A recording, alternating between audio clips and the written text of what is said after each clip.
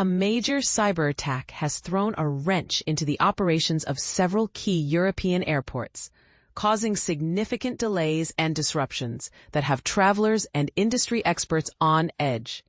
But here's where it gets controversial. While the initial impact seemed contained, the incident raises serious questions about the vulnerability of critical aviation infrastructure to cyber threats. On the night of September 19, 2025, a cyber attack targeted the check-in and boarding systems at multiple prominent airports across Europe, including Brussels Airport, Berlin's Brandenburg Airport, and London Heathrow. Officials confirmed on Saturday that this attack disrupted electronic systems, forcing airports to revert to manual check-in and boarding processes. Despite the chaos, many other airports across Europe reported no interruptions to their operations. Brussels Airport was among the first to acknowledge the attack, issuing a statement that described a large impact on flight schedules due to the cyber attack on their service provider responsible for check-in and boarding systems. Importantly, the problem did not stem from the airlines or the airports themselves, but from a third-party technology provider. The company at the center of the disruption is Collins Aerospace, a subsidiary of RTX Corp. Formerly Raytheon Technologies, which supplies the MUSE multi-user system environment software.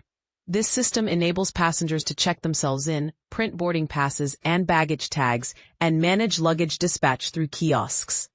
Collins Aerospace described the incident as a cyber-related disruption affecting select airports.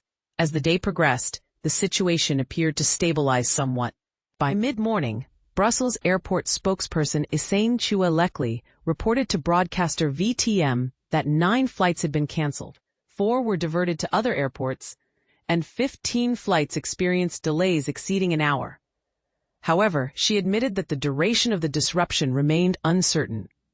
Meanwhile, Axel Schmidt, the communications head at Brandenburg Airport, noted that by late morning, no flights had been cancelled specifically due to the cyber attack.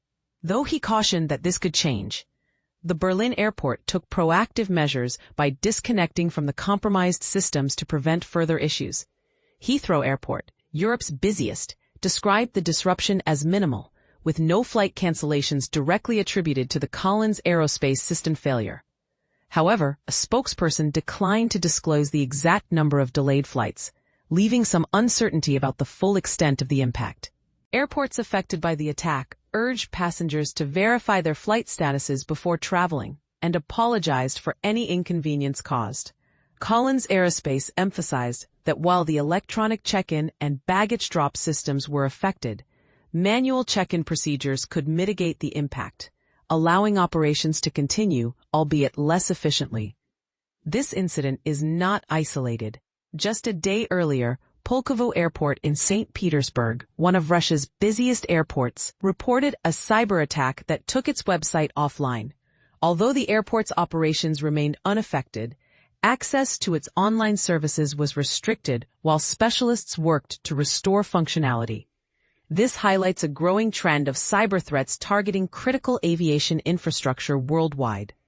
The question now is, are airports and their technology partners doing enough to safeguard against these increasingly sophisticated cyber attacks? And what happens if a future attack targets more critical systems, such as air traffic control or security screening?